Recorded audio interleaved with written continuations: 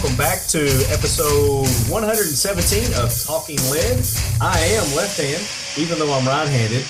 This week, we've got special guest star Hank Strange joining us from Florida. In the house. Do you want people to know you're in Florida?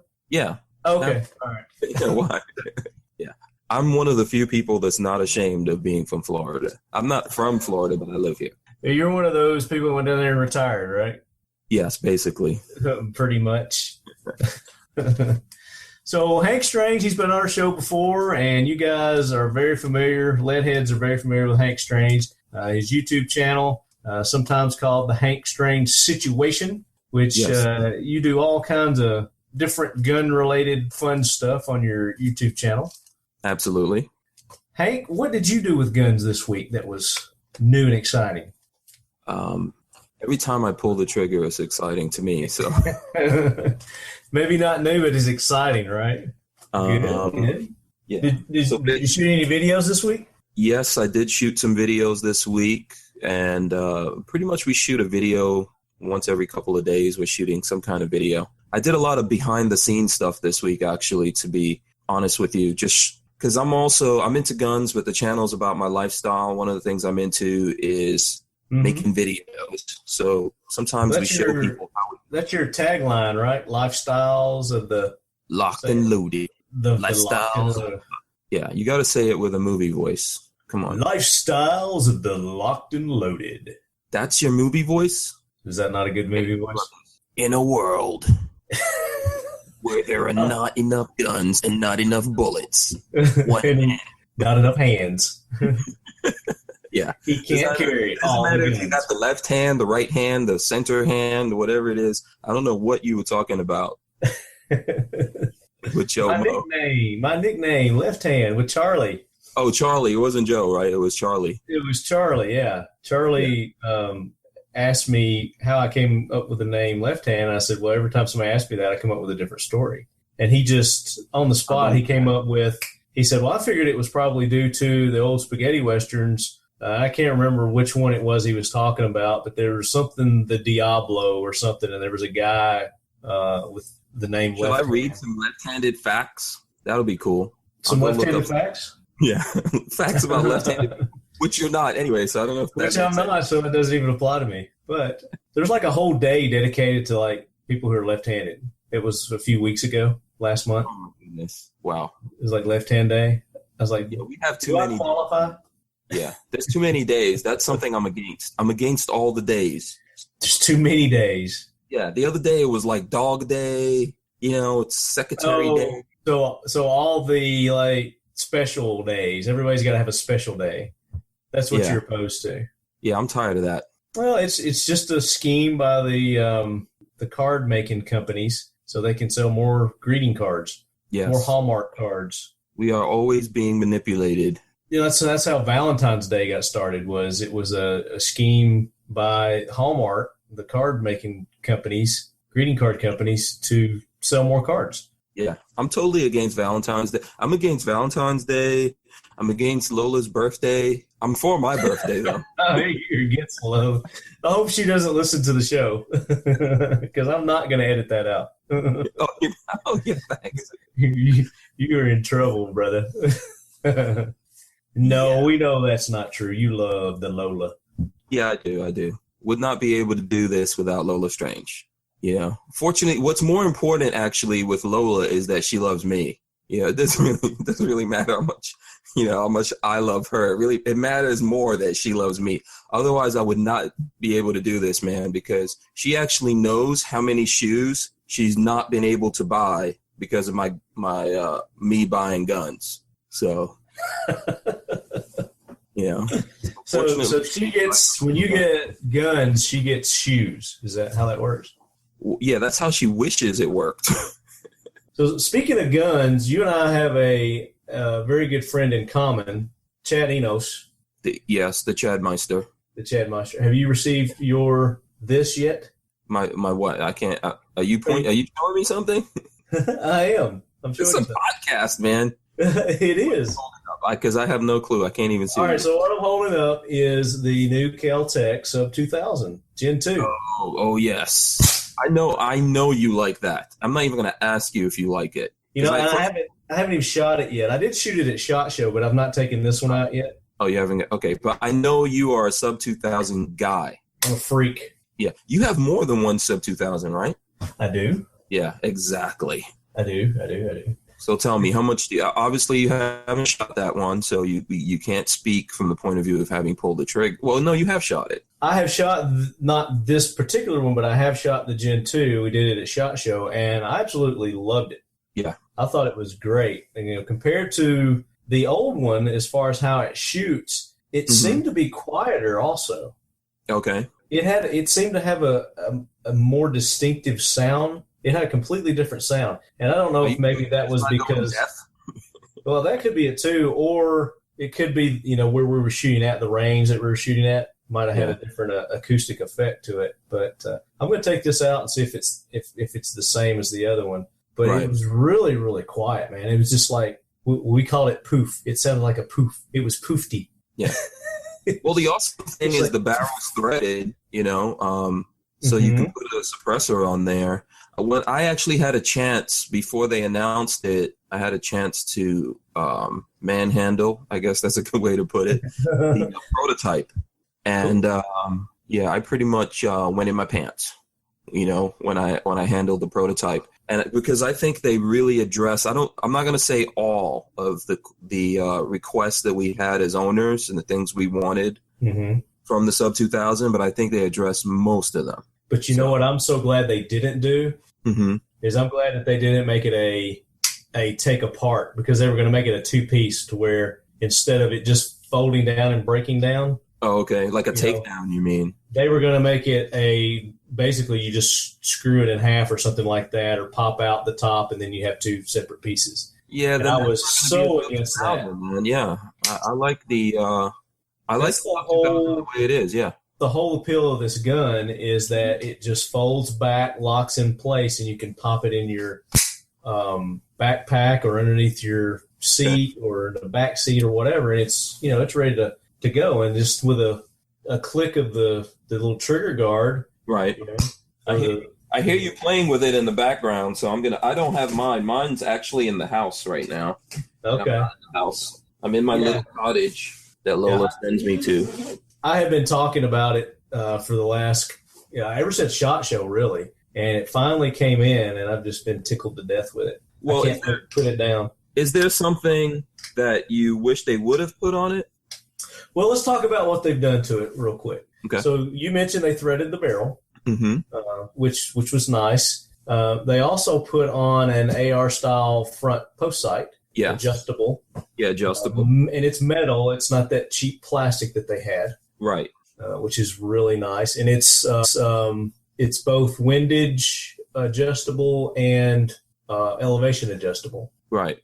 Which is nice. Then you go down to the handguard, and they've added rails to it. It seems to be a heavier duty polymer, more heavy duty polymer as well. Yeah, I think they changed the formula on the polymer. Now, I know some people are kind of disappointed that they didn't make that Picatinny rail aluminum or something. I think it is tough. I guess you could melt this. If you're going to melt it, man, you're probably going to spend more money on ammo than the gun costs. Yeah. So I don't think that, but I don't think that's going to happen under normal circumstances. So I don't think it's that bad. No, unless you're just going to go and just take magazine after magazine after magazine and dump, 200 or 300 rounds consistently through it. I don't think you're going to have any problems with this handguard. And Hank, I've lost you. So we've lost Hank. So I'm going to go on and I'm going to continue featuring this and wait till he joins us back. So the handguard's a heavier duty polymer. The breakdown, the takedown is still the same. You pull the trigger up and then it folds back and then it locks into place. Now the lock is different. The release that you had before is different. This one's more ergonomical with the thumb and forefinger, where it's just a quick pull back and then it releases and then you lock it back into place. So I really like that feature on it also. They've changed the grip. So if you guys who have owned the Sub 2000s before recall, you would get Hello? that split.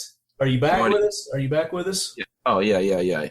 I lost you. I have no clue what happened. Yeah, well, you just completely got dropped. But yeah. So my internet is countrified, just so that, you know, I know you're going to have to. You're in the backwoods of Florida. You're down in a swampy part of Florida, right? Yeah, I'm in the boonies. You're in the boonies. So I'm down to the grip now. What I was talking about, I was telling our listeners about the grip, about this new polymer that they've got. If they recall, if any of them owned the Sub 2000 before, it was real bad about splitting down there in the grip. Yeah, absolutely, yeah. Hated that, but they've solved that problem with this heavier duty polymer. And it feels better, just feels better in the hand. I think they've contoured it a little bit more, so. Yeah, it seems like they might have a little for your palm. Yeah. It seems to fit better in the palm. Even along the handguard, if you notice, the handguard is contoured so that you can just really fit your hand in there nice and neatly. Mm-hmm. Yeah, you can always put something under there, but I think it just, like, my hand just goes right in there, feels comfortable. I don't really feel like I need that much with the Sub 2000. I have, like, one thing that I wish they either made or an accessory that they made or someone else made, but. Uh-huh. And what's that? What are you missing on your subby? I would like, you were talking about folding it, and I would like, if you've got an optic on top of it, red dot or something, you fold it, I would like a swing out optic mount. Something where I could swing that optic mount out, fold it, close it, and then it clicks into something so it's still, like, nothing's moving around, and then I could put it in a bag or whatever it was I wanted to store it in. You mean like a quick release, quick detach, something like that? Yeah, something that's maybe it sits on there and then you can flip, so you can quick detach it and crank it down. But then if you want to fold it, you can just crank it open, flip it off so you can fold the gun in. Mm-hmm. And then they make that. They make quick detach sights with just a little lever. You can just flip it with your thumb, pull it off, and you're good to go. You don't have all the screws and stuff. Now, the one I've got on here right now, I've got one of my old Trigicons R1s on here right now. Yeah. But that comes off the gun altogether. I'm thinking of something that would still stay on the gun but get out of the way of the folding. Okay, well, they do make those too, the flip to the sides. Yeah. They make those also, where your base stays on, but then it's got a little release that'll let you flip it to the side, like those magnifiers. Oh, cool. Yeah, I haven't seen it. Yeah, that's something I need to find out about, man. Look up. Yeah, but then Redline Precision has have you seen their handguards? Oh, they've got some really cool stuff. Now, are you talking about stuff for the new Sub 2000? Because I haven't seen that. I've seen their stuff for the Gen 1. Well, the Gen 1, and that's how they solved that problem with the Gen 1, is their handguard has that little barrel nut on it, and you loosen it up, and then the whole handguard will twist. So if you've got a sight mounted up top, you just loosen that nut up, and then you flip it over to the left or to the right, and then you can completely close the Sub 2000. I would think that it would fit on this one too, because they haven't changed any of the dimensions or the barrel or anything like that. That's all still the same. It's basically they've just given it some new furniture. From what I understand, the internals and everything are still the same. Yeah, I haven't had any chance to look into accessories. I'm sure there's some accessories that are coming out or will be soon. My other two Sub 2000s, I put that Redline Precision handguard on them. Mm-hmm. And How do you like that? I love it. Okay. I love it. This one, because they've gone ahead and they've added the rails to it, which was a nice feature. They did have that handguard for the Gen 1 that had rails on it that you could change out.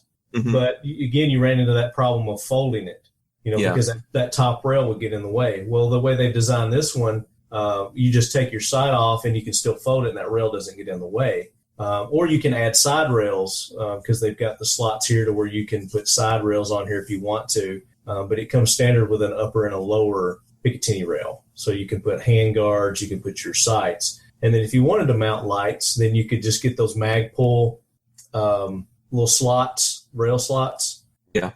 I think it's M-Lock, right? Yeah, it is M-Lock. Yeah, it's M-Lock. Yeah. Yeah. Yeah. That's one of the good, I think they did a good job with this one, man. I think they got some other engineers in there from what I heard.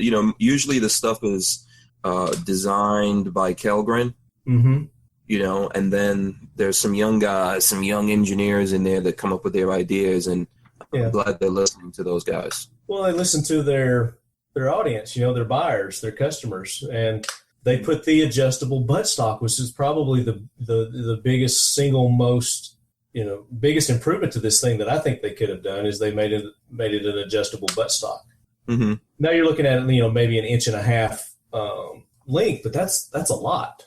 Yeah, depending on, it makes it a little bit more comfortable for you. I think they did well all the way around. The buttstock also has it's contoured as well, so it fits in your shoulder a little bit. More aggressive. They put a little more aggressive butt gripping on there.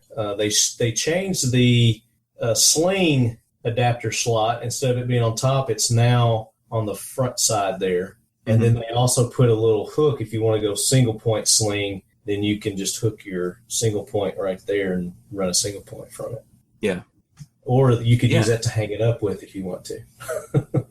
Right. So how's the availability in your neck of the woods?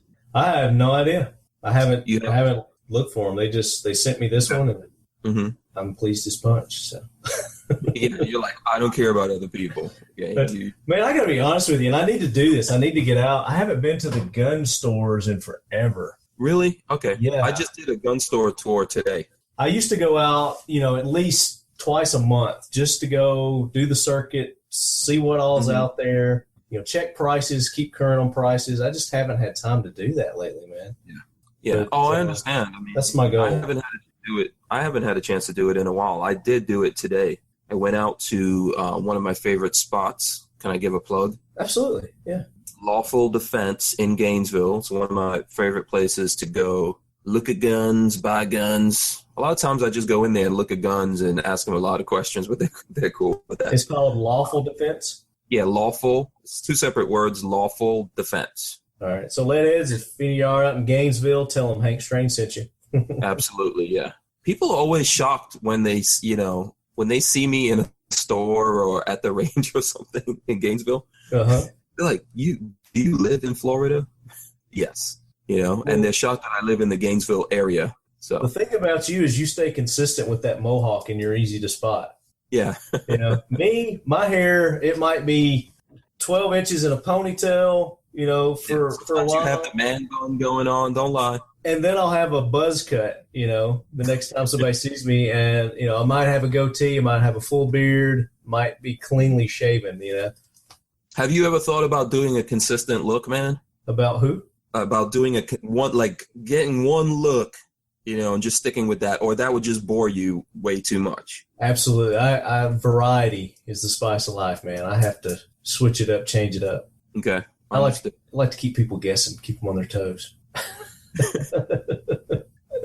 They'd be able to go. See, that helps. I put on a hat and no one recognizes me. That helps with the other stuff that I do too. Oh, okay. Yeah, I mean, I could go up to the same person, and I could go, like if somebody saw me today. I mean, I've got the full beard, I've got my hair, a little bit longer, slicked back. Right. I could completely shave, and I could put a hat on, or I could part my hair a different way, and that same person I just met and probably spent 10 minutes talking to wouldn't recognize me. Yeah.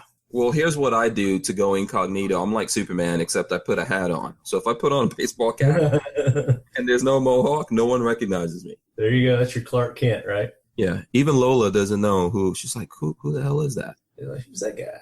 Yeah. But she'll kiss me anyway, which bothers me. Well, there you go. That's sweet. Except not on her birthday. Not like the mohawk. She hates the mohawk? Yeah, she hates the mohawk. How long have you been rocking that mohawk? Probably, I'm going to say maybe a year and a half or something. That's all? Yeah. I've known you longer than that. Yeah. I think we've known each other maybe 2 years at least. And you had the mohawk ever since I've known you. Really? Yeah. No, I don't think so. Yeah. I just had a big head. Is that what it was? Yeah.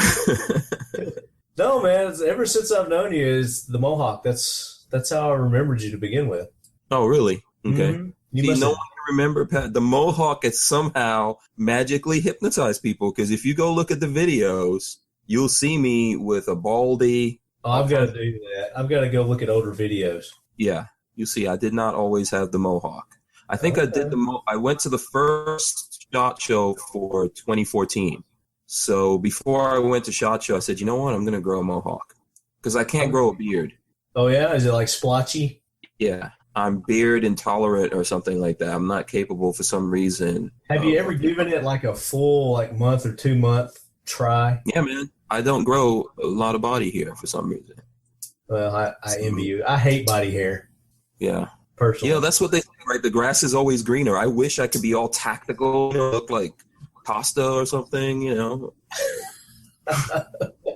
these tactical dudes. Well, I was actually tired of, I said, you know what? I don't want to go to any gun shows and see any more gun guys with their awesome beards. I have friends that would just send me pictures of how their bald heads and their beards. Yeah, man, it was really annoying.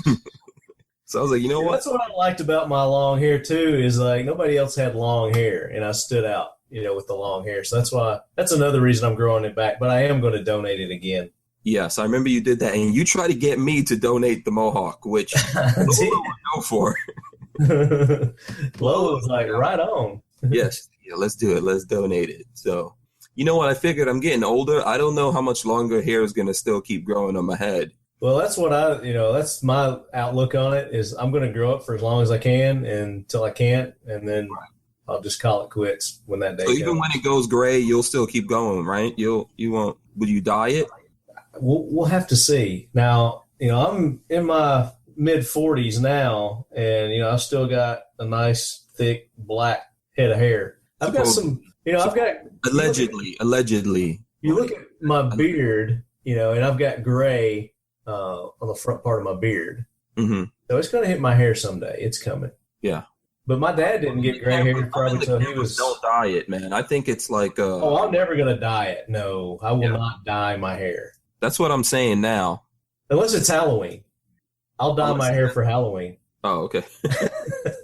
I wanted to dye the mohawk. I don't know. People are probably not even interested in this, but I wanted to dye the mohawk for SHOT Show. What color? I don't know. Something crazy. Red. Blue, I don't know. No, you need to go like just white. You need to just. Oh white. Yeah. That would be awesome. Oh man, I would look like a villain. I would look like a Samuel Jackson character. Yeah, you're like somebody out of Kick-Ass. Yeah, that would be cool. Speaking of SHOT Show, are you going to SHOT Show this year? Yes, next year. Okay. Mm-hmm. Well, yeah, the one coming up in 2016 January. So what's your expectations for SHOT Show this year? Oh, I don't know, man. I just hope that, God, we're coming out with some, I don't know how to put this, but we are pushing the boundaries of gun design and engineering. That's what I hope. Yeah. I'm looking for somebody to go beyond our boundaries and just take it to the next level, man. Yeah. Because the AR... I like ARs. I'm an AR fan. I do like ARs. I'm a fan of the AR. I just think that... It's and I hear from my audience out there. I don't know if you hear the same thing from your audience that they're kind of burnt out on ARs. They're bummed out. They're burned out. They're burned out. Yeah, it's like it's just too many ARs out there. So well, here's the thing I like about the AR is the modularity of it, and the fact that I can buy a part here, buy a piece there. Buy one over here, and then I can take all that and I can make it exactly the way that I want it. Exactly. Yeah. And I don't have to go and buy a factory built, Colt or, whoever it may be. Even though, there's certain things that I like from each manufacturer. And the great thing about the AR platform is I can take the best of everything, or what I consider the best, and I can pull it all together into one, I call them a Frankenstein build. And boom. Yeah. And then next week, if I decide that I don't like that handguard, bam, you change it up, kick it off and change it up, put something else on there. Or the caliber variety that you get in ARs. Right. Just by popping the top, so to speak. Mm-hmm. So you can go from a 22 to a 223 556 to a 300 blackout to a 6.8 to SIG now has the one that you can even go up to 7.62 by 3.9. Yeah. It's just changing the barrel and the bolt out, and that's all you got to do with it. Yeah, that's what I like. And everything the lower, mm-hmm.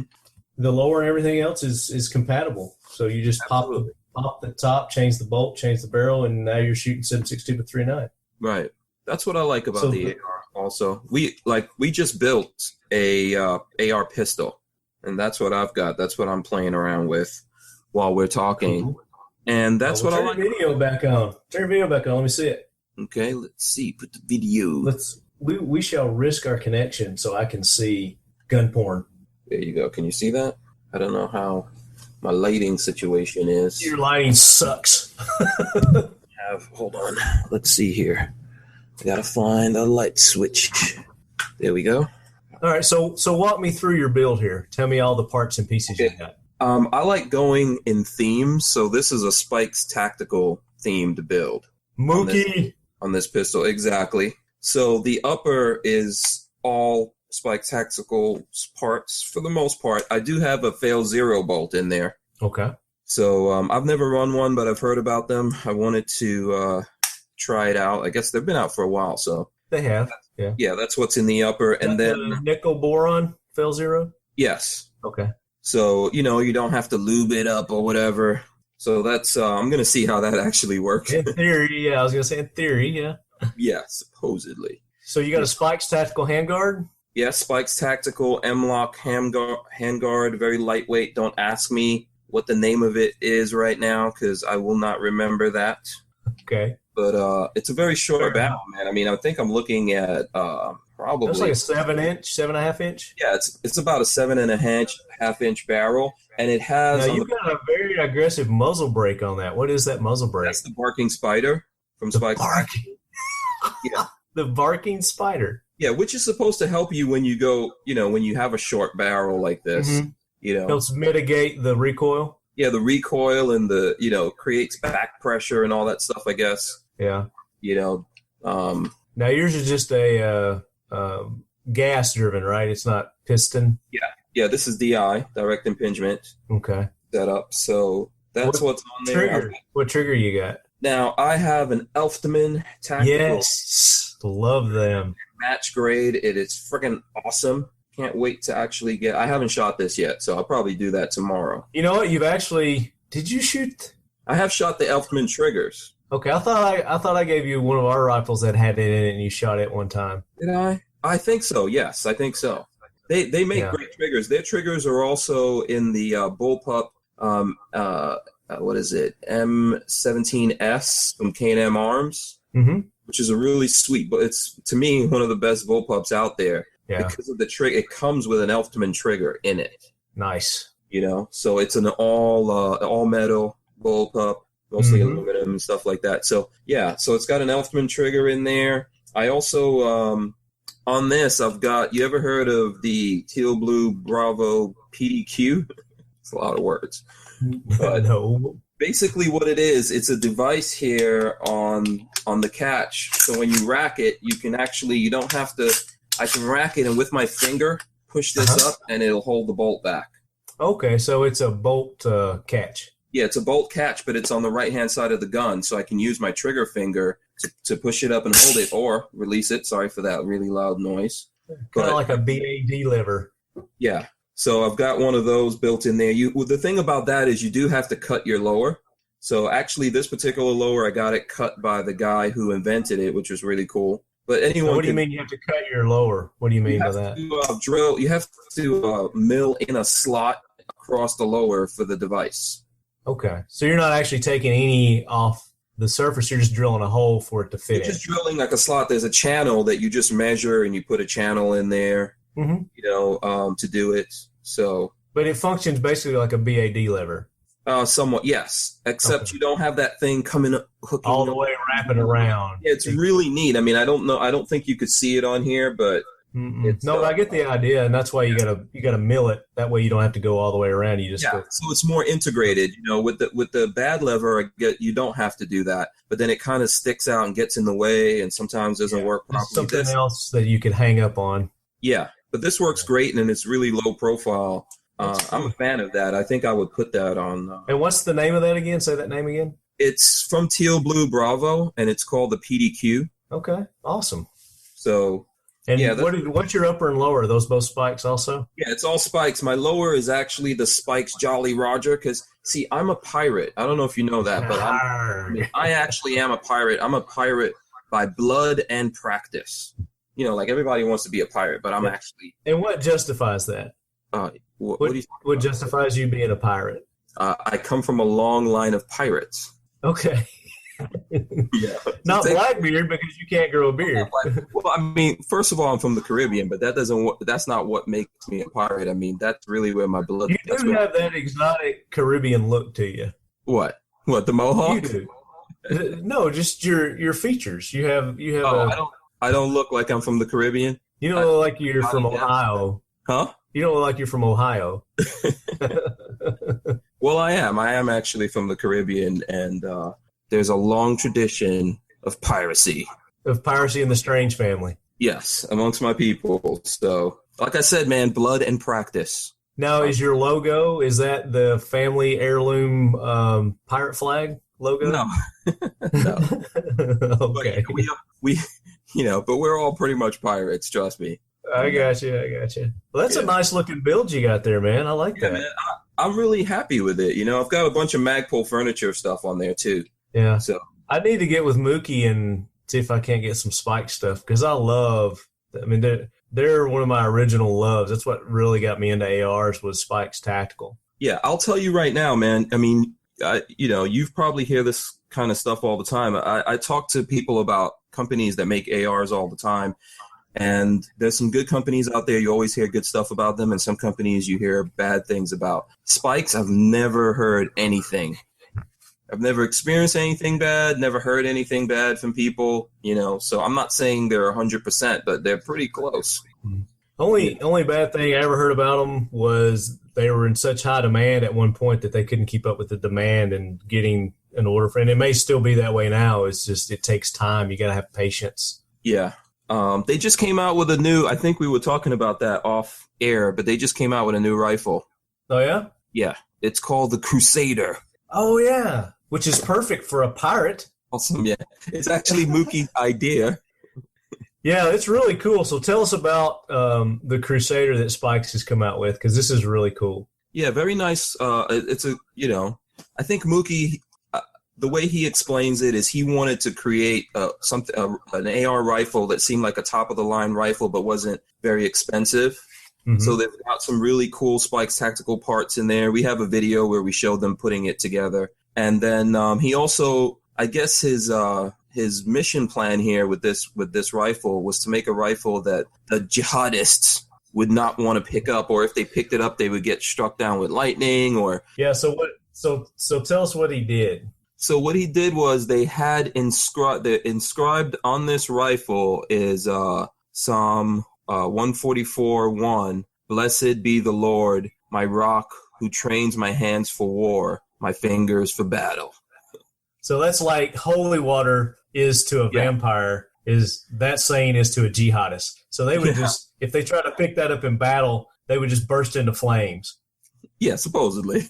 I don't know. I mean, my thing is, I don't know. First of all, these jihadists would have to be literate. Then they'd have to be able to read English. Right, they have to be able to read English. Well, maybe he does different, puts it in different languages as well. Yeah, but I think it's a great idea, man. I think I really like Mookie. I think he's a great guy, funny. He is. He's got great ideas too. But he comes from that background to where he's been there, seen it, done it. Mm-hmm. And he brings a lot to a company like Spike's Tactical. Right. Well, what I like about him is I don't think he takes himself too seriously, right? Well, he's a serious guy, but he has fun with it. He's like us. There's a time to be serious, but there's also a time, to have fun. Exactly. And he knows how to balance it. He does a very good job doing that. Yeah. And the Conqueror, is that rifle available now? It's called the Tactical Crusader rifle. The Tactical Crusader rifle. Yeah.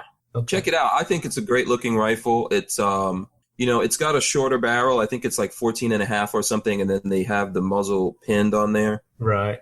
And they've got a lot of cool things in there. Like Spikes has their own grip. Mm-hmm. Has some Spikes pattern. I didn't know Spikes had a grip. What's their? Is it just a hard polymer kind of grip, or is it more like an ergo kind of grip? I think it's somewhere in between. Okay. So I don't actually have it in the hand now. From what I remember, it's in the middle of that.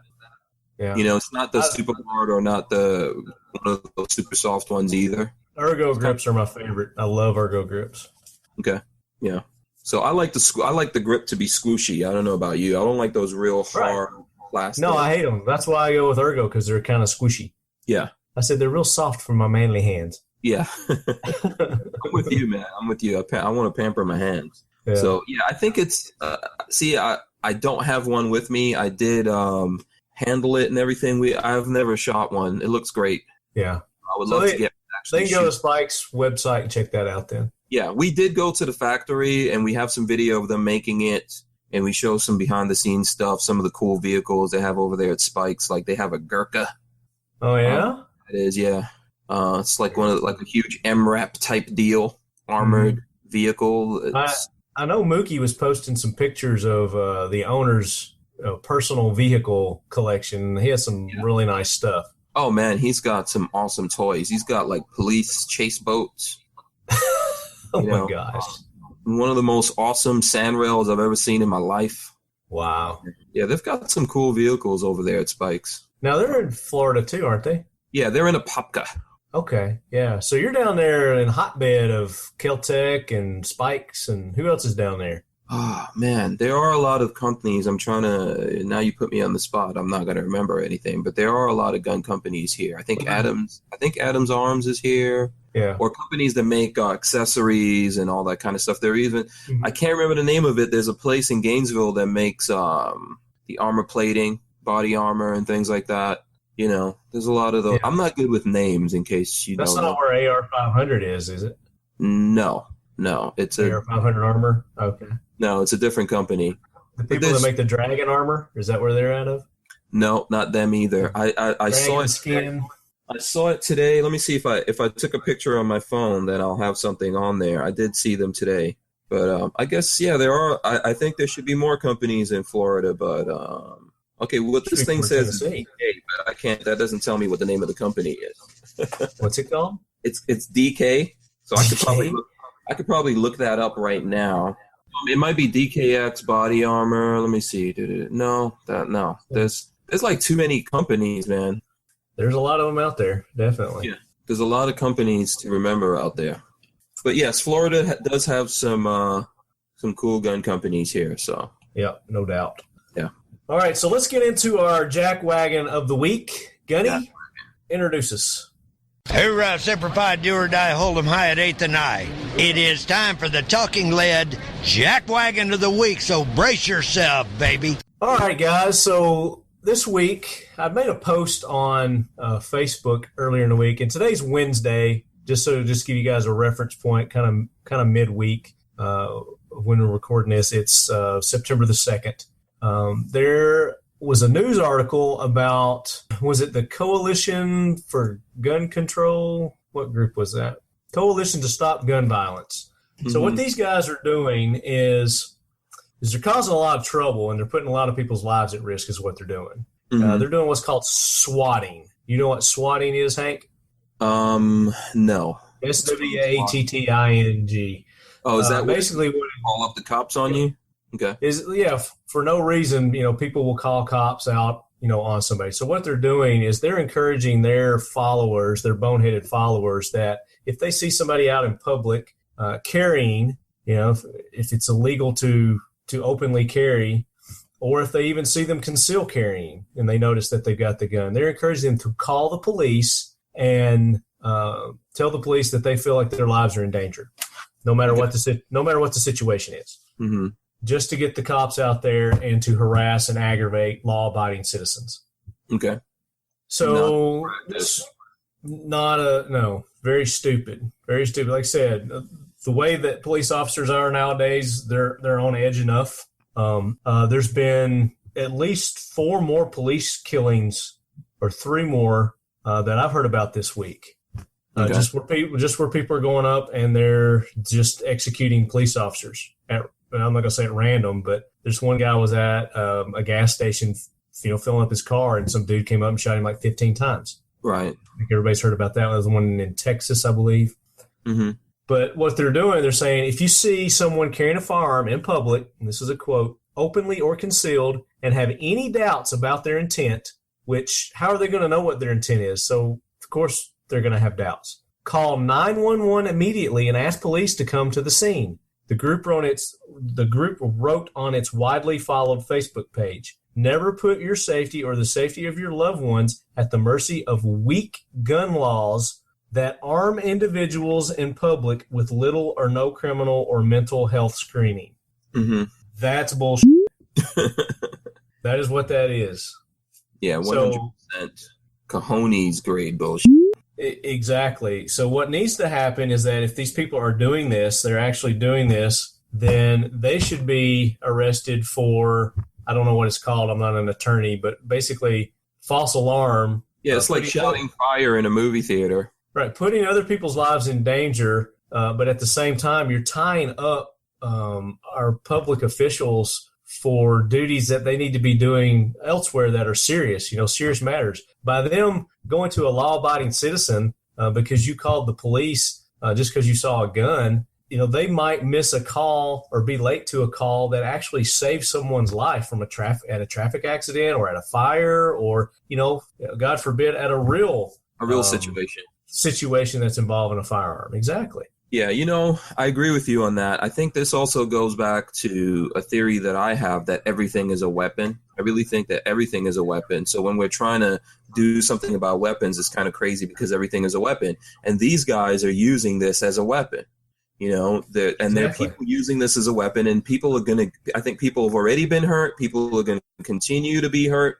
I think I heard something in the news about someone doing something like calling in a false report. I don't know if it was necessarily swatting, but calling in a false report, and there was a cop involved. Well, that's basically what swatting is. Yeah. Yeah. So, and then I also know some people that have happened to, believe it or not, where, someone called up the police and not on them, and the police showed up at their house and all this kind of stuff. Yeah. And I think that's a weapon. I think it's a way that you can hurt people. It can go all the way to someone getting killed or multiple people getting killed. Yeah, and maybe not, by calling the police and the police getting, I don't know, let's say itchy trigger finger and killing these people, but by tying up the resources and someone who actually needs the police service that dies from that, because these people are so ignorant and so blind, for their cause that they would do that. That they would call just to call, just because you see a firearm, just because you hate firearms, just because they give you the weebie-jeebies. Mm-hmm. It's ridiculous. These people should be prosecuted if they're doing that. They need to be arrested, and they need to be the ones that need to go to jail. I agree with you, but we've got some really acidic people out there, some really bad people out there that are willing to do anything to keep pushing their cause and make things worse. So. Right. That's what I worry about in that kind of stuff the most, because you don't really know what's going to happen. If you call the police, they show up. Maybe the person has a dog, so now the cops have to deal with that dog. All kinds of things can happen. They could put the dog down. Now that person's in there. They hear a gunshot go off. Someone shot their dog. They go armed. I mean, you're really lighting. You're lighting a match on a powder keg. Exactly. Yeah. There's already enough tension out there with our police officers. There's no sense going in and citing them with false alarms. Yeah. It's just, it's absolutely ridiculous. And again, if these people are doing that, if somebody calls the cops on you and you know who it is, and you're lawfully carrying, I would turn them in. I would say, look, this guy. I don't know that there's a lot that we can do about it. That's because this is the problem with having all these laws, right? There's so many laws, and they know they've got laws out there that they can technically. But that's the thing. Nobody's breaking the law. They're just calling the police. I feel threatened. Yeah, just because I see a gun, I don't know what this guy's intentions are. And of course, the police have to respond because there's a gun involved. Right. So they're going to respond. They're going to come out. They're going to have to, go up to the individual and say, okay, sir. I've got a complaint about you and your firearm. Can you show me your permit, or do you have a permit? If it's a state that requires it, some states don't require permits. Mm-hmm. And then just calmly, peacefully say, yes, here's my permit. Show them your permit, and they'll be on their way. They'll say, sorry to bother you. Have a nice day. Just cooperate with them and move on. But there's going to be hotheads out there that that want to. Well, what are you picking on me for? And then it's going to turn into, a big aggravation, and then it's going to make headline news, and somebody will get hurt from it. And it's a waste of resources, I think, is the biggest thing, because how are these police officers going to respond to that? Are they sending one guy over there? Are they sending multiple people? What state of alert are they going on when they go over there? And that's why I'm saying that the people that are making these false alarm calls, they obviously can track the numbers. Is they need to go to those people and at least have a serious talk with them and say, look, it is legal to own and carry a firearm, depending on where the area is. Now, if you're in an area that it's not legal to carry or own a firearm, and you see somebody out with a firearm, then that would probably be just cause for you to call the police. Mm-hmm. But otherwise, in like our state, you can open carry in our state, and people do it all the time. I don't agree with open carry. I don't see the need to paint a bullseye on your back, not only for criminals but for jackwagons like this, to cause and incite more problems for us. So I don't open carry, but you can do it in our state. Yeah, and in some places, it may be a necessary way for you to protect yourself because you can't conceal carry. So, right. I think if that's what you have to do, then that's what you have to do. I think you should protect. One of the ultimate thing here is that we need to be responsible for protecting ourselves. We do have police officers; they have a job. Usually, it's an administrative thing that their job. Ultimately, you have to save yourself, because once you're dead or whatever's happened, there's really not anything they can do about it. There's not. But if you find yourself the victim of one of these bogus alarm calls, and you get confronted by the police, just cooperate. Make sure you've got your permit on you or whatever you're supposed to have with you in whatever state you're at, just so that you can quickly defuse the situation and move on. Yeah. I think what they're hoping, though, is that they're hoping that the police show up. They know they're going to show up, and there's going to be a lot of people that are able to do what they're doing, but they hope they show up, and then this mystical person that they think that's out there with all the guns and the ammo in the world just waiting to start the next apocalypse or whatever, that they're going to show up and find that guy and be able to do something. Right. Right. But, that's the thing. Unless it's completely – and most criminals aren't going to advertise that they're carrying, and you're never going to know that until they are ready to do their damage. Yeah, you know what? I bet I can almost bet you that this does not happen a lot in the areas of the country that are infested with gangs. They're not swatting gangs. You want to swat someone, go ahead and swat the gangs, and say, I know this crack house over here, they've got, Go that. Where that's not going to happen. All the illegal gun crimes happen, the majority of them, which are in the highly regulated gun control states like Illinois, up in Chicago. Yeah, New York, New Jersey. Yeah. Those areas. Mm-hmm. You see how well very restrictive gun laws work. All that does is it takes the protection away from the law-abiding citizen. Well, that's like if I had to come up with a jackwagon, which if you know me, Well, go ahead. While we're talking about it, let's. But let's be honest. Hank Strange is always unprepared. Okay, that's just my thing. I don't want to go away from. But you're ready at a moment's notice. Yeah. There's a writer in New York called Robert Spitzer, and he says that the guy that basically murdered these reporters on air, if he was in New York, he would have not been able to get a gun legally, and so he's saying in a place like New York, this would have never happened. And what does he mean he never would have gotten it legally? He would have never been able to get, he says that this wouldn't have happened in New York, or I guess from what he's saying, it will never happen because shootings never happened in New York? Yeah, I guess what he's probably trying to say, I'm just going to make up what he's trying to say. Let's go into his mind, Hank. Tell us exactly what he means. Yeah, absolutely. I have the powers of I think that he's trying to say that because it's Virginia, where it's relatively easy in Virginia to purchase firearms, that's why that happened, and it would not have happened in New York. And I think that is not true. But the guy legally purchased the firearm. He passed the background check, everything. He would have been able to pass it. Yes, he would have been able to pass it in New York, and there are people in New York that are able to purchase firearms, have them in their homes, and there's even some very few people who have the ability, have the concealed permit. So that's not really true. There's so many ways that if someone wants to be destructive, and if we're going to say like, okay, the only way a human being can be destructive is using a gun, which is fallacy. If the only way to do it is with a gun, there's so many ways. I heard about this a couple of weeks ago. I don't know whether or not you heard about this or talked about it, but there was in Washington, D.C., there was a woman that one of her boyfriends was a police officer. So she lures him over to the house with the promise of sex. But I guess she found out he was cheating on her or something. So then she takes his gun from him and threatens him and then shoots at him with his gun. Did you hear about this? No, I haven't. And guess what? Guess who she works for? I'll give you a cajillion guesses. Bloomberg. No, she worked for the president in the White House. The president of the United States of America?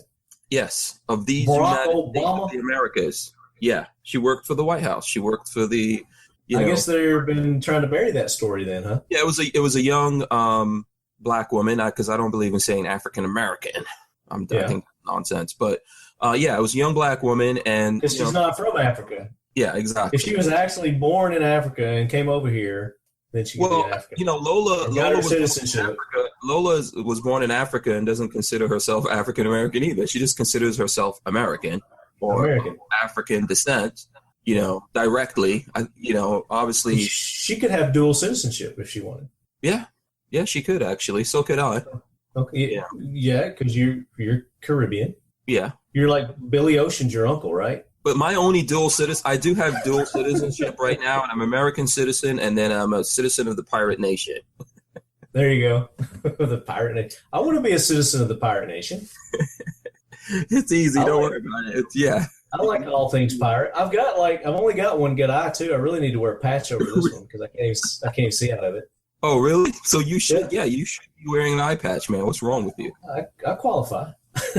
So let's get back to our topic.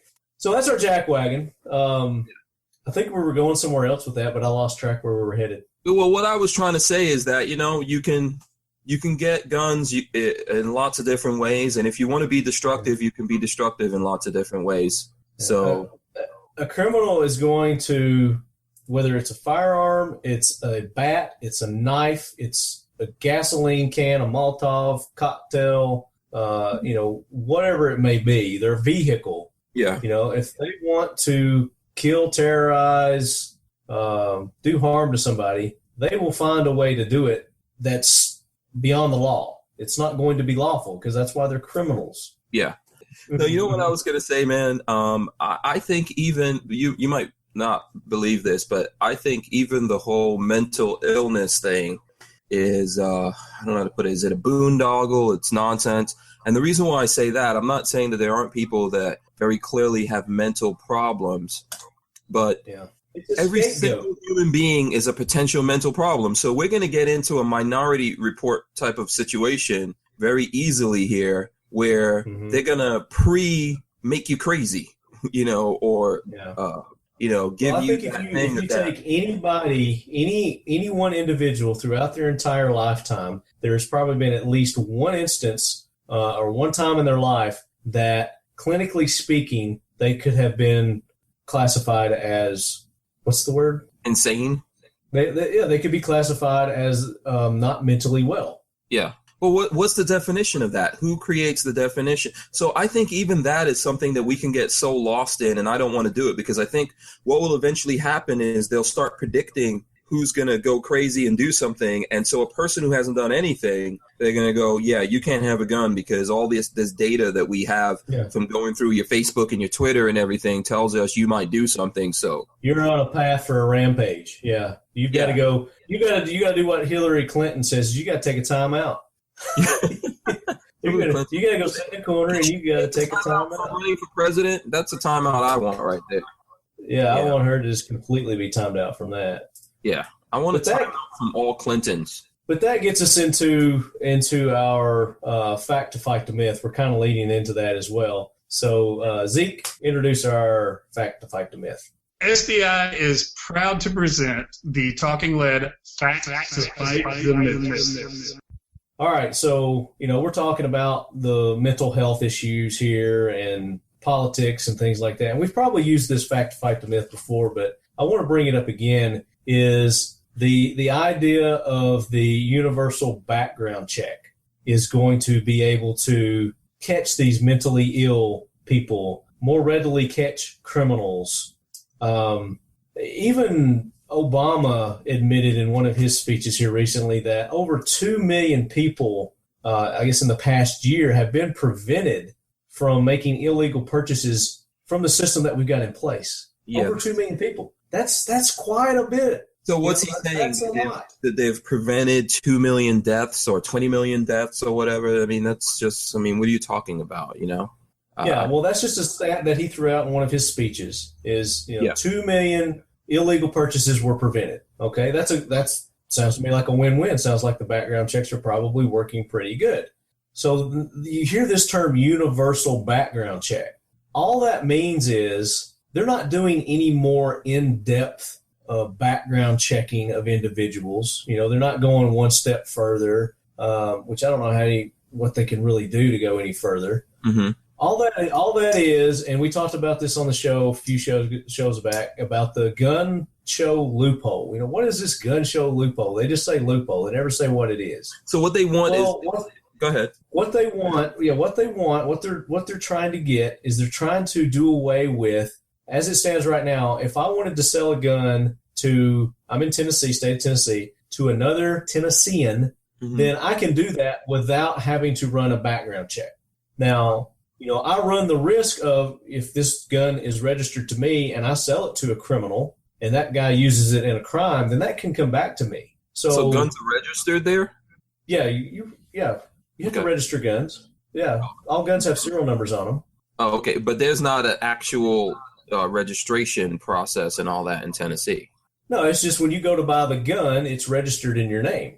Okay. They do the background check, and you are the owner of that gun with that serial number. That's the way it is everywhere. Right. Yes. So in the store, or whoever's on the record. So from the manufacturer to the store, right? Yes. So I was saying that if I decide that I want to go buy that gun, I buy it in a store, and then 2 weeks later I decide that I don't want this gun anymore. John over here's got a gun that I want. I'm going to trade John my gun for his gun.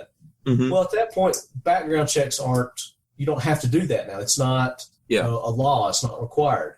Mm-hmm. But again, what I was saying was I would be stupid as an individual if I didn't get some sort of an assurance, where I get a driver's license, or he show me a concealed carry permit, or I get the person or something. You personally know the person. You do some sort of a bill of sale between the two individuals, but you don't have to. It's not law right now. So what the universal background checks is saying is that even those transactions are going to require that now. That's the gun show loophole. Because how else are you gonna monitor this? Because what you're doing is just making a law saying that, hey, if you sell a gun to someone, if in your state you can sell a gun to another person, like you're saying here in Florida, I could do that. I could sell a gun to another Florida resident. I just have to know that they're a Florida resident. Okay, so if I can do that, I should be doing a background check when I do it if they put that into effect. Well, how do they know that happened? How do they know when it happened? That's their point. Their point is they don't know that happened, and they want to control that. Well, how are they going to know? What is? Because if a gun shows up here's how that's going to happen: is if a gun shows up in a crime and it's registered to me, and they come back to me, and John Jones has it over here. Yeah, they're going to try. Eventually, it's registered in my name. Okay. Mm-hmm. So if every gun sale has to have a background check now, then every gun's going to go through an FFL. And every gun, when its new owner takes possession of it, is going to be tied to that gun, that serial number. Yeah, but what about all the old guns? The 150, 170, 200 million. I don't know. 200 million that they say grows every day. How many guns are floating out there? Yeah, well, that's the thing. There's no way that they can do that. The only way that they could do that is by making us all micro FFLs, right? Where we all have to keep track of every gun that we own, every gun we ever owned, and then the ownership of every gun from now on. It goes to the registration, and they would be able to, at that point, if track every gun that's available. And when they came to take your guns, they would know exactly who's got them. Just like now, when you go and buy one in an FFL, it's registered in your name. Yeah, de facto. It's not an actual official registration, but we know there's some kind of something flowing out there. But like you said, so this is their way to try and close that discrepancy, I guess. I don't know what word I want to use. Yeah, I think it's all nonsense, man. I'm against all of that crap. That's where I come down on it. It's all nonsense. It's all crap.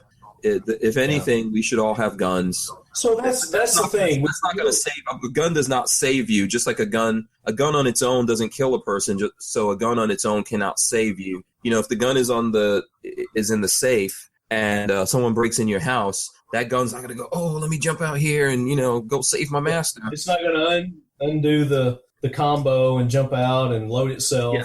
Yeah. So, but I think we should all have guns who want to, because I also don't believe that we should force people to have things that they don't want. Just like I don't want people to force me to do stuff I don't want to do. So they're not for everyone. Guns aren't for everyone.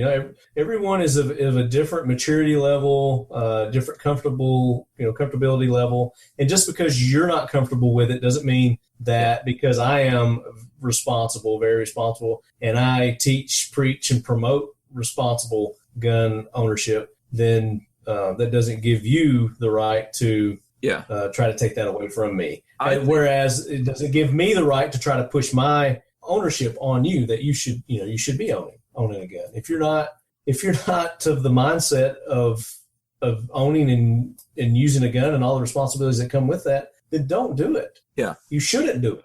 I'm all for you not doing it. I'd much rather you not do it. I agree with you on that. At the same time, to bring it up another point, I think that guns are not for everyone until that particular person gets into trouble and they need it. So you can have a person who feels like they're afraid of guns, or they wouldn't be responsible or do anything with it, or they just don't believe in having guns. But the minute someone's kicking in their door and it's them or them and their family that they have to save, I think in that moment they'll use anything that they possibly could. Well, those are the people that will use 911 and rely on 911 to save their lives. When seconds matter, the police will be there in minutes. Yeah.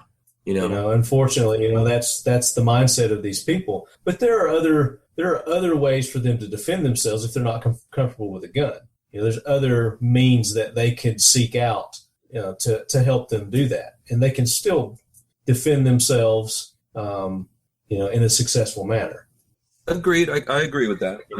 I think it's probably the most convenient way, or the way that doesn't discriminate, because you can have an old lady, there's everyone can use a gun. So, you can say you can defend yourself with your fists, but there's always someone that could kick your ass. Well, absolutely. But it's, at what level you want to be. You don't want to be on the same level. You don't want to be on a level playing field with somebody who's trying to harm you. You want to be a field above them, always. Can you imagine the world? I mean, it's like bringing a knife to a gunfight, but some people are of that mindset. Well, do you ever think about this? Can you imagine the world if we rewound back to, we would have to go back hundreds of years, but if we go back to the time when people did not have access. Yeah, or so. I think people might have always had clubs or knives. I think you had to have a certain. People have been killing each other since the beginning of time. It started with rocks. Cain and Abel. Yeah. Now here's the thing. Killed his brother Abel with a rock. Yeah, but here's the thing, though. We had a time. I guess is that how he killed him? I don't know. He killed him though. Yeah, I believe. And so. It wasn't a gun.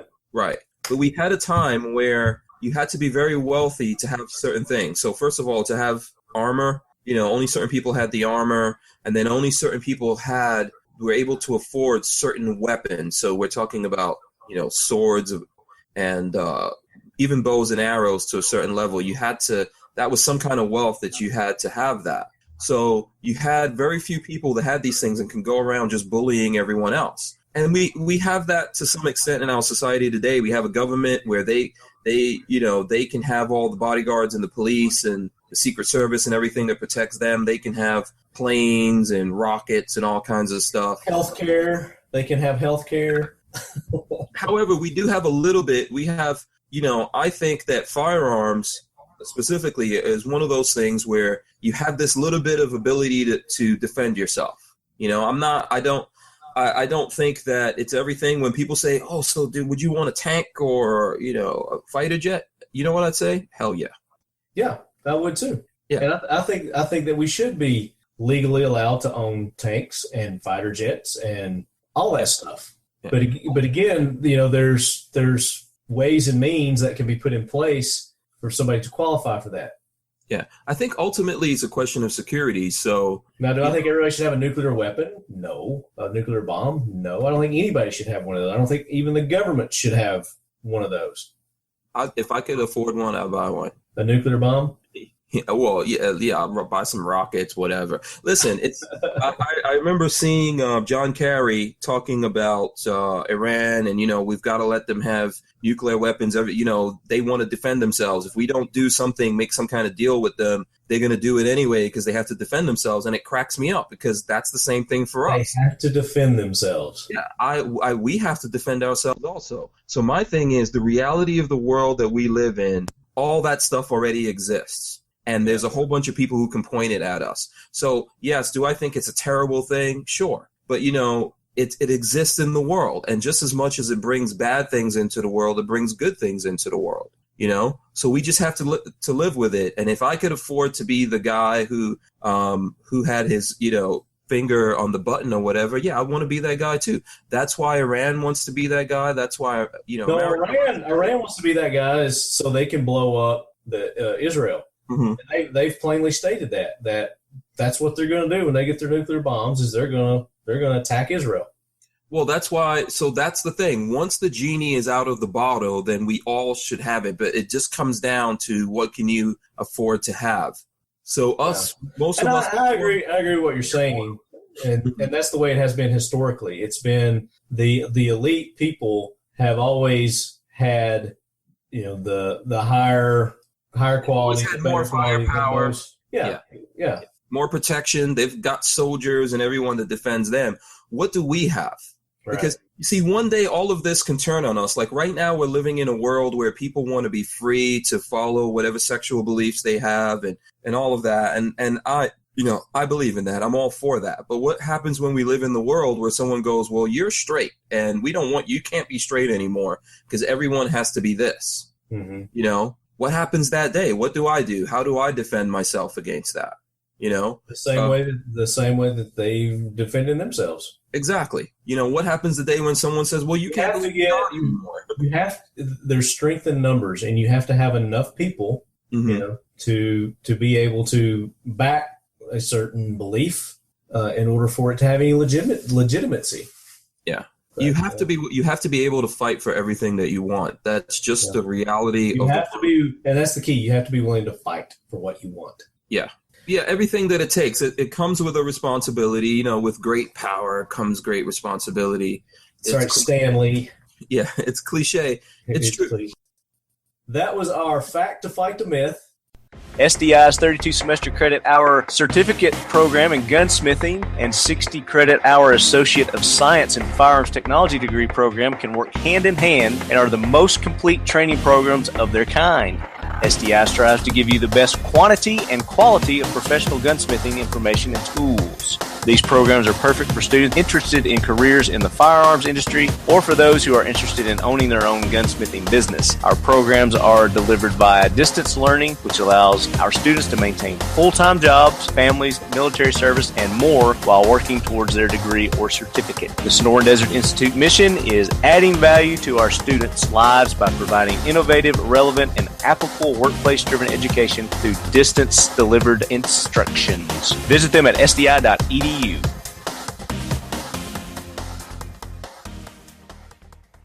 So let's continue on a little bit with what we were talking about there, Hank. Needed to wrap up the fact to fight the myth there, but okay. I understand where you're going with this and what you're saying, and you bring up a good point. It's like you're saying, it's kind of cyclical kind of thing. It's like, all right, the majority of the people are this right now, but you've got this small group but that small group is slowly growing momentum, and it's coming up, and they are, they eventually probably will become the majority. And that were the majority before, are becoming the minority now. Yeah, that's why we have to keep educating our kids and people around us. Yeah. That's the last thing we want to have happen.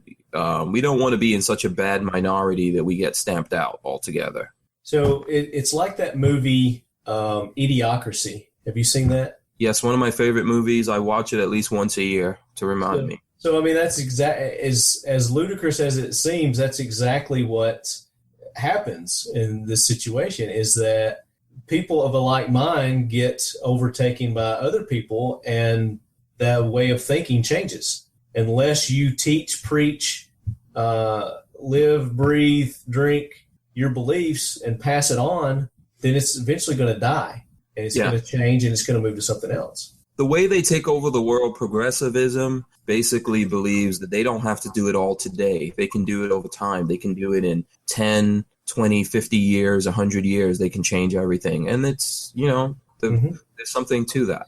There is. I mean, change is inevitable. Mm-hmm. What is today, what it changes to tomorrow, is up to you now. Right. I also think things are cyclical. We believe that because World War II and all the terrible things that happened back then is so many years ago, 50, 60 years ago, that's never going to happen again because we're so much enlightened now. Mm-hmm. But I think history is cyclical, and we're going to wind up back in those positions, and we're going to need to fight in order to maintain something, in order to maintain. It's already been proven that our home turf has been invaded, and that's the main reason for us to be, the Second Amendment exists, is to protect ourselves from a tyrannical government, both foreign and domestic. Yeah. And, we've got the foreign element coming in nowadays. Yeah. It's a dangerous thing, man. I think it's a dangerous thing. I think trying to make the world all one place is really dangerous. And I think America is one of the last bastions left out there right now. Yeah. Everyone wasn't made to be all together. Mm-hmm. That's why we have boundaries and oceans and different continents. And, because some people just, their cultures are so different that they can't get along. Yeah. Or even that's why we have different states. I grew up in New York, and I don't live in New York. I don't even like visiting New York. Yeah. I don't think that you're safe anywhere, but I've felt the safest and the most comfortable where I live here in Florida. I feel safe when I go to places like, Arizona. When I go to places that are pro-gun. Tennessee. Tennessee. I still feel comfortable when I'm in Virginia, places like that, especially the fact that my CCW reciprocates to all these states, and I can go there and defend myself and not have to worry about, if I get pulled over or something like that I'll get locked up because I'm trying to protect myself. I grew up in New York, and there's a lot of guns there, and people have every kind of gun you can imagine, no matter what laws they make, and it was scary. Mm-hmm. It's scary. And you have this thing where the wealthy people can have guns, and if you're a cop, you can have guns. But if you're and the criminals have guns, obviously, because they don't care what the laws are. Right. And the people in the middle that are hardworking and just want to live a good life and be productive and creative suffer. And it's a prison mentality. That's how I felt growing up in New York City. Yeah. So, but, I had the freedom, and I could walk. I walked away from a lot of things, including my family, to leave New York. And it's tough, I miss my family, and then there's some things I miss about New York, like being able to go to all these shows and having, different restaurants and things like that around there. Yeah, absolutely. I miss that. But I can live with it because I would rather not live there. I would rather be somewhere like this where I'm responsible for my safety. Yeah.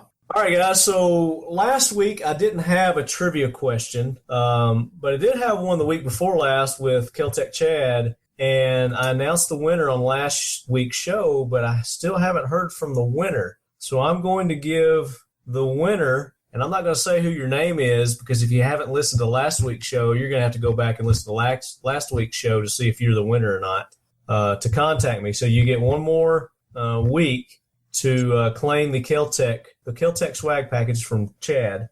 And if I don't hear from you, then it's going to go to the runner-up, go to the next guy, and I'll contact whoever that is.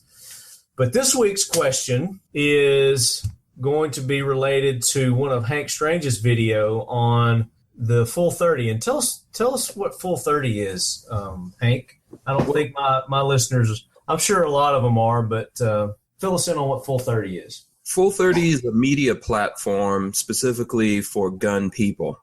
So you could relate it to something like YouTube. The difference is that YouTube is very anti-gun. They don't take advertising from the firearms industry. I think the only people that they take advertising from is the NRA. So it makes it very difficult for those of us who produce a lot of content and put it on YouTube to actually, people think you get a lot of money, because there's all these commercials and everything running on there, and you don't. Right. And Full 30 is to that. Exactly. So Full 30 is a platform that's for gun people. And right now, everyone can't go there and put up content, but everyone can go there and watch the content. The people who are providing the content have been invited at this time because it's a new platform and they're building it out. But they do accept advertising from the firearms industry. So there's, it's what happens is a lot of people. So Hank, our listeners are asking, why isn't Talking Lead on there? Well, because everyone's not on there. There's just a few awesome people. Just a few awesome people. Yeah, I'm just messing with you. Well, I mean, it takes money to run these kinds of things, so it's really just you've got Rock Veteran on there, Military Arms Channel, Forgotten Weapons, Mr. Guns and Gear. So many guys, man. I'm gonna leave people out. Twang and Bang is on there, and then myself, Hank Strange. Larry Vickers is on there. Okay. Yeah. Okay. All right, I get the point. I'm not cool enough, so go ahead. Yeah, you haven't quite risen up to that level of coolness. Hopefully some of my coolness will rub off. Well, that's why I got you on the show, I'm just trying to get some of that to rub off. Yeah. I might even go Mohawk. I mean, if I got to go Mohawk to get on there, I might do that. I don't know. That would be awesome. That would be awesome. So the thing is that it's for the gun guys. So what happens is everyone who's on there contributing content, or most of the guys, put their content up there for a few days before it actually goes to YouTube. So if you want to see stuff before it hits YouTube, if I make a video today that's gun related, it'll go on Full 30 first, and then a few days later it'll get on YouTube. Now, it's free, right? People can go there. They just subscribe or set up an account like YouTube. Yeah, you can follow people like on YouTube. You can't post videos, but you can watch the videos and comment and talk to us. You can set up an account and you can put your favorite shows there, right? Yes, absolutely. You can follow your favorite people, and it doesn't cost you anything. There is advertising. I think if you want to support the gun guys that are on there, including myself, and you want to support the platform, I say, look at I know people don't like advertising, but these are firearms companies that. It's cool advertising stuff that obviously you're watching a gun video and you want to see related advertising. You don't want to see a freaking banana commercial or I don't know. I've seen some crazy commercials on YouTube that's this has nothing to do with me or what I, would ever purchase. Yeah, I support it because I think it's going to be tough to ever beat out YouTube. But for us, gun people, we're like one of the most persecuted people right now on the face of the planet.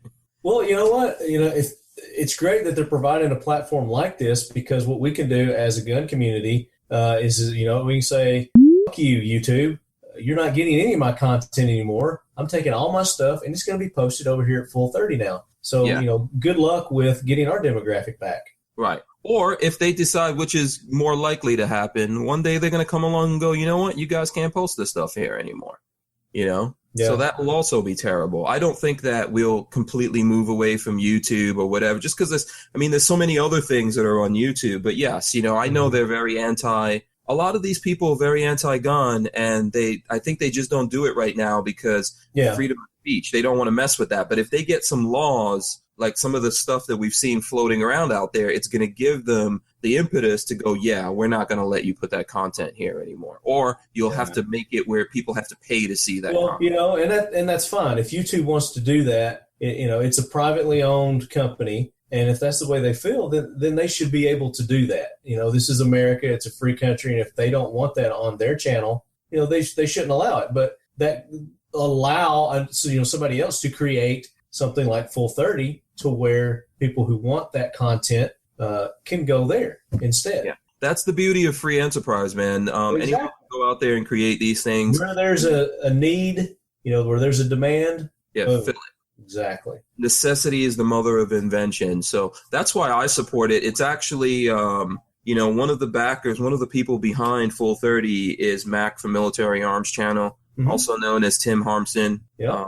So he's one of the guys behind that. He's been very supportive of me, man. I met him when I was like, I don't think I was even 300 subscribers.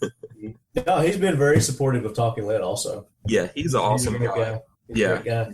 But let's get to our trivia. So enough about Full 30. So you guys go to Full 30, subscribe to Hank Strange, and you're going to have to do this in order to win the trivia question. So you got to go to the Full 30, and it's www.full30.com, and then just search Hank Strange, and you'll find him. But there's a video he's got, and it's the Bond Arms Derringer with his beautiful wife, Lola Strange. Yeah, it's all Lola. You don't see my ugly mug in that video. Yeah, so it's going to be pleasing to your eyes, but it's going to be educational to your brain. Hank, tell them what the question is this week. The question is, what is Lola's favorite caliber in that video? Okay, there you go. So pretty straightforward, pretty simple.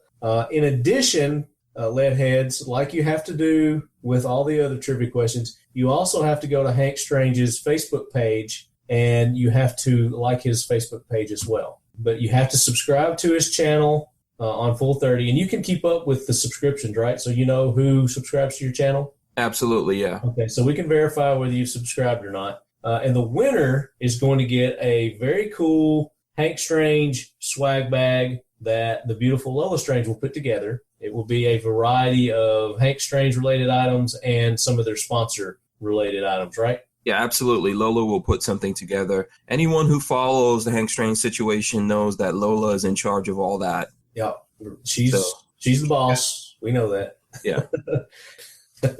Awesome. All right, Leadheads, so that brings us to the end of another episode of Talking Lead. Hank, tell our listeners where all they can get in touch with you at. Where can they find Hank Strange other than YouTube and the Full 30? We're on Facebook, we're on Instagram, we're on Twitter.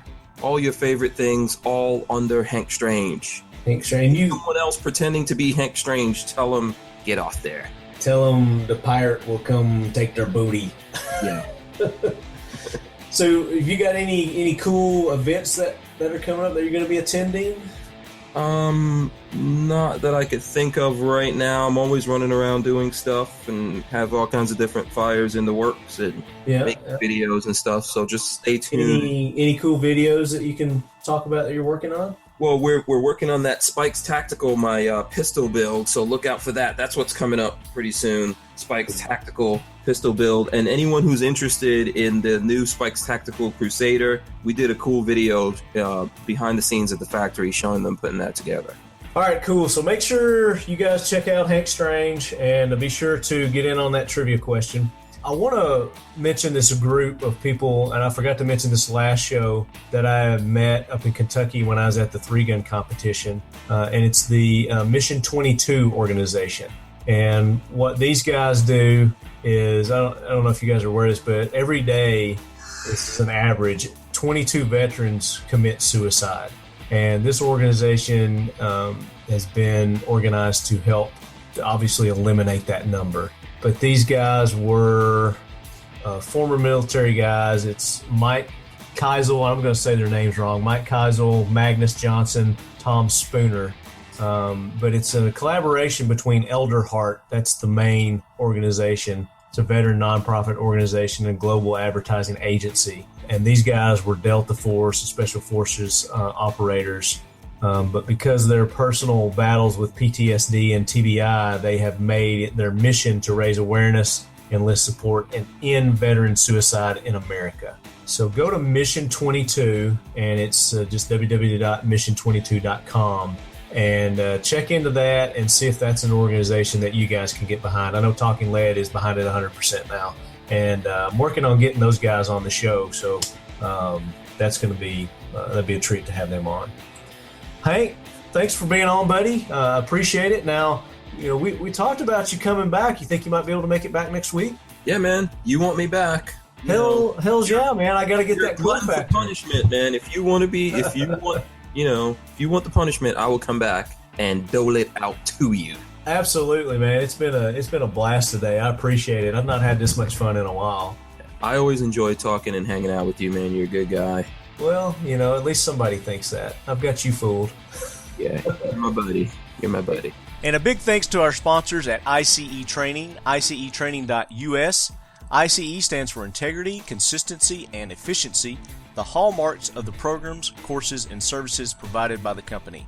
ICE Training is a full-service company offering training to armed professionals and those interested in self-defense. ICE is owned and operated by Rob Pincus, the developer of the Combat Focused Shooting Program and the Professional Defense Video DVD series. ICE offers training in firearms, tactics, and unarmed defense, as well as consulting services for range operations, instructor development, and training program management. icetraining.us. And as always, leadheads, keep your loved ones close. And keep living the lifestyles of the locked and loaded. Right on, brother. I don't even... Go ahead. Go ahead. No, I was just going to say... Mm-hmm. I'm shutting up. No, you go. No, I'm yeah, wise guy.